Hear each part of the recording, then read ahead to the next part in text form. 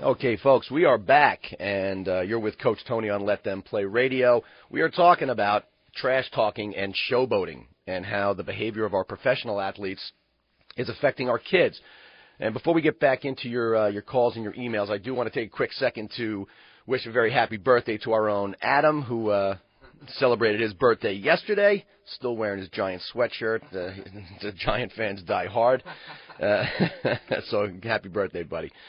All right, well, we did have another blogger this week chime in on the blog, and we actually had this one come in from John in Malvern, who writes in, "Hey, Coach Tony, how come you don't remember the stories when you did all your trash talking? When you taunted someone, like the pitcher, and they knocked you down on your butt or drilled you in the ribs on the next pitch? Or the times you asked somebody to challenge you with a fastball, and they in turn blew it past you? Funny how you only remember some things." And he puts a cute little LOL at the end, which is kind of flaky. I'll use that word. Well, I think it's important to note that this actually came in from my brother John. And my brother John, my brother Frank, and I actually played a lot of baseball together, and we did even play together in college. And what he typed in was just so stupid that I wasn't even going to really read it on the air. But I got to tell you, it did get me to thinking a little bit. This is really kind of important, because what a lot of you don't know about me is this. All you think is I'm this really good-looking, silky-voiced radio personality. I was indeed one of the true, genuine jerks of the world when I played. And you might be thinking that I'm taking this trash-talking stuff a little too seriously, and you might be right. But the reason I do so is this. I did not have someone to guide me when I played. And so I went ridiculously over the lines of good taste and proper behavior when I was a player. I would make sure every, and I mean every, opposing pitcher knew who I was, and more importantly, that they hated me. I couldn't control the competitive nature of my being, and so I would get very personal when I taunted and even insulted opposing players.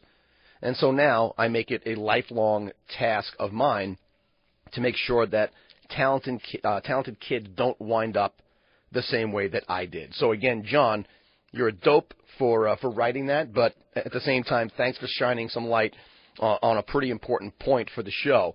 And I think now that I read what John wrote, I would not be surprised if some of my old teammates called in today to tell some less than flattering stories about my past. Well, you know what? I tell you what, if you have some good old Coach Tony stories, I'll let you have at it. So you can call the studio. Again, it's 914-693-5700. I'm not afraid of my past, right? And I'll let you on the air if you want to illuminate further just what an idiot I was when I played. But you know what? I'm going to go to our friend Jerry from White Plains. Always has something good to add, and he sent me an email during the week, and he wrote, "Hey, Coach Tony, Bart Scott was just all jacked up after a big win, and his emotions got the best of him. Why don't you cut the Jets a break? We all know you're a Steelers fan." I'm holding my Steelers shirt to the camera. "We all know you're a Steelers fan, so maybe you're letting your emotions get the best of you.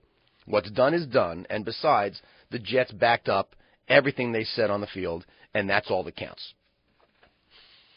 All right, Jerry, you know how much I enjoy your comments pretty much each week on the show. And you know what? I'll give it to you as it pertains specifically to Bart Scott.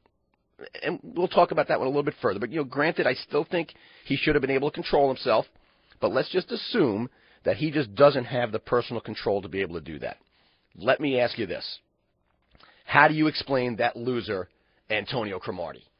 I'm a Steelers fan. Great. You're obviously a Jets fan. How do you explain Antonio Cromartie? It's bad enough that he's taking personal cheap shots at arguably, I don't necessarily buy it, but arguably the best quarterback who ever played the game.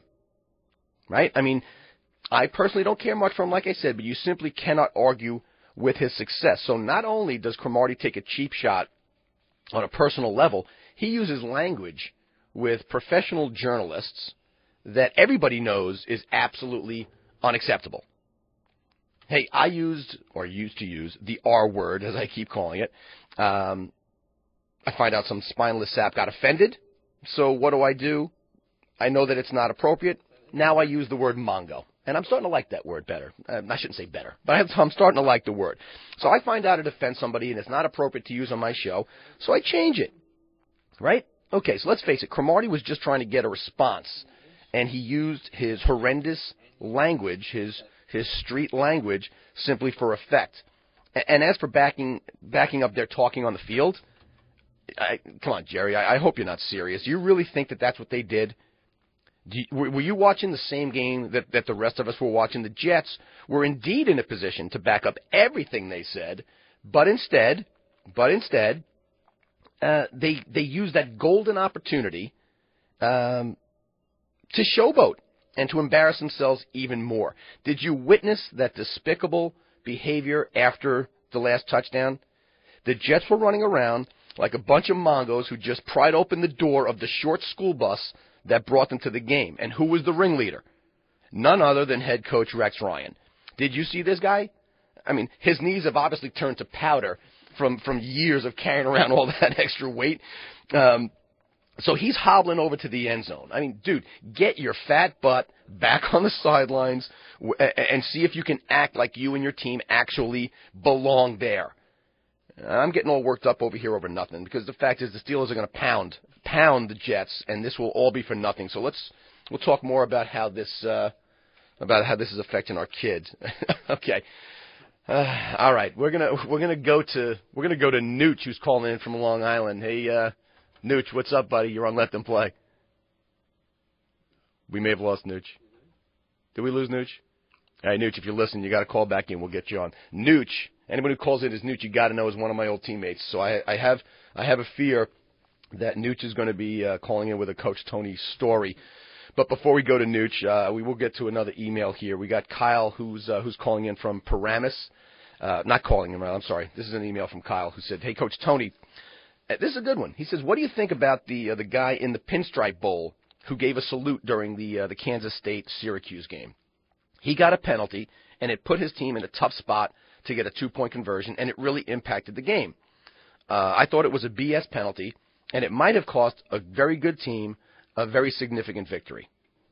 I tell you what, Kyle, as a fan, I really agree with you. And if any of you saw the game, you'd have to agree that this kid from Kansas State didn't really do anything malicious when he simply, after a touchdown, saluted the fans. But the NCAA, guess what? They made a rule that a player will not draw undue attention to himself after a touchdown, and the referees simply had to follow it. I mean, as a sports parenting guy, by the way, I have to support the refs because I'd rather have an undue penalty rather than a lax attitude that results in each player trying to one up the next one with their end zone dances during the college games. We got a couple more emails here, but I think we salvaged Nooch, who's calling in from Long Island. Hey, Nooch, you're on Let Them Play. We are not getting Nooch. We're going to try to stick around, see if we can get him here. Adam on his birthday is struggling, dude. Adam is struggling. All right, I tell you what we're going to do. I'm going to go through one more email here, and then we're going to go to break and solve this. So, folks, don't give up on the phones. Please keep trying this. We will get this sorted out. But actually, you know what we're going to do? We're going to go to a quick email from Bill in Stanford, who writes in and says, "Hey, Coach Tony, what's the upside for these idiots who make such stupid comments? I think they can only lose. Even if they win the game like the Jets did, guys like Antonio Cromartie still come out of this looking like idiots. I just don't see the motivation." Bill, that's a great point, and thank you for writing in. The fact of the matter is just that. When you can make certain statements, but I think when you step over the line as dramatically as Antonio Cromartie did, there is no win in it for you. There's just no way for you to come out of this looking good. I mean, the fact is the Jets won, and all Cromartie did was really take the story away from what was a very significant and thrilling victory. And there are still people just talking about what is wrong with people trash talking and going to the extent that Cromartie did to personally attack somebody like a Tom Brady, who I got to tell you, does he point sometimes? Sure he does. But tit for tat, clearly not. The behavior on the part of Cromartie just sent a really lousy message to all of our kids, to all of our coaches. And I think what's going to happen is, God forbid the Jets get to the Super Bowl or even win the Super Bowl, you're going to find kids who think that that's just the way you do it. Kids in New York are clearly looking at Cromartie and some of the other guys as potential role models. And when the next big, 9-year-old travel basketball game happens, I hope we don't hear little Jimmy cursing out his potential opponents from St. Mary's CYO. It's kind of ridiculous. So I think you hit the nail on the head, Bill. There's really no upside other than really thinking that perhaps they pulled something off and that the trash talking may have actually had something to do with this victory. So I think it's a great thought. Thanks for emailing us in here. You know what, Coach? Folks, we're gonna go to a quick break here and try to sort out the phone situations. But before we do, I wanted to mention something. Some of you, through your emails and your comments on the blog, have really come up with some interesting topics for the show, and I got to tell you, I appreciate it. If you think there's something that we need to cover on the show, like an outstanding local team or a story that needs a little more, let's call it national attention, like our friends in Swampscott, Massachusetts last week, please go to the blog at www.heycoachtony.com and click Contact Us, or you can email me directly at heycoachtony@gmail.com. Let me know what you think, and we'll try to get your thoughts on the show one of these weeks. So stick around, folks. We'll be right back.